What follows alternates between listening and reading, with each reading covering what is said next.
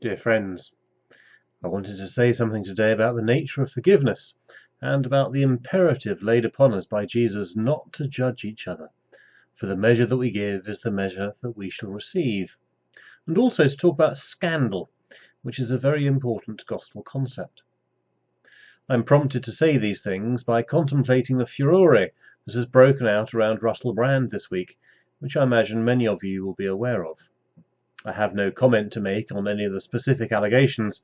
Rather, what I want to draw attention to is the way in which this furious controversy involves lots of accusations being cast from one side to another, and that this is something which indicates the presence of the enemy. What I mean is this. In the Gospels, there is an important concept centered upon the Greek word scandalon, which has come down to us as meaning scandal. Yet in the Gospels, it has a richer sense, including not just scandal in the way that we think of that term, so a subject of gossip and controversy in a community, but it's also the word lying behind the stumbling block, as with the teaching that the stumbling block has become the cornerstone, and it's intimately tied in with the notion of taking offense, as in Jesus saying, "Blessed is he who takes no offense at me." We human beings like to point fingers. We're very good at generating scapegoats, the people who seem to embody everything that we don't like, and we enjoy the rush of self-righteousness that comes when we can point our fingers at someone who's clearly done something wrong.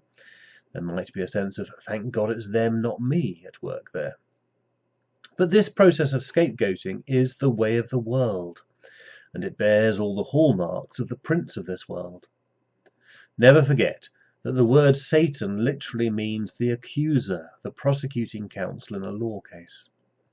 So whenever there is a crescendo of accusation somewhere, we can be sure that the spirit of accusation is being driven by the enemy. Which is why Jesus insists several times that we are not to judge. We are to leave all judgment to God. We are none of us righteous, no, not one. None of us have any moral authority from which to condemn someone else. That is God's business. And God says, "Vengeance is mine, I shall repay." And thank God for that. When we try to take on this divine role for ourselves, we always go wrong. Now, this doesn't mean we're not allowed to be prudent. It's still right to lock up murderers. What it means is that we cannot break the possibility of a relationship with those who have been convicted of sin. We must always hold out the possibility of a reconciliation, which is why forgiveness is so central to the lived life of a Christian. How often should I forgive someone who sins against me? Jesus is asked. The answer, effectively, is always. We are to always hold out the possibility of a restoration of relationship. Remember the simple sum that is the miracle of reconciliation. When the person that has been wronged offers forgiveness, and the person that has done the wrong repents, then those two things added together generate reconciliation.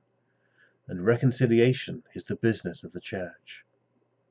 Which means that when there is a scandal, and there so often is in our decadent society, look to where the spirit of accusation is active, both in others and also in our own souls. And at that point, ponder what it means to be a forgiving and a reconciling presence. To not take offence that a human being is revealed as a sinner, for what could be less newsworthy than that? To take offence is to indulge in the sin of pride. It is to miss the truth of who we are. Instead, we are to cultivate a mild and forgiving spirit, not being offended by each other, not building up stores of resentment which do so much damage to a community.